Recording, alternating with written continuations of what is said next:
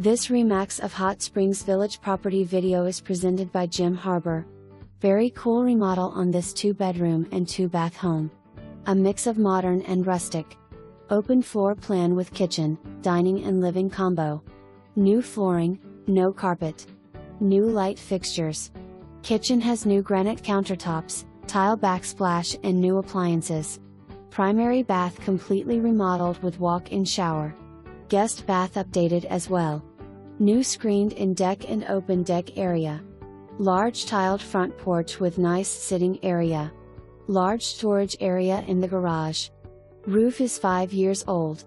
Heat/air unit service June 2024. Cable TV and internet available. And as if this isn't enough, the driveway is perfectly flat.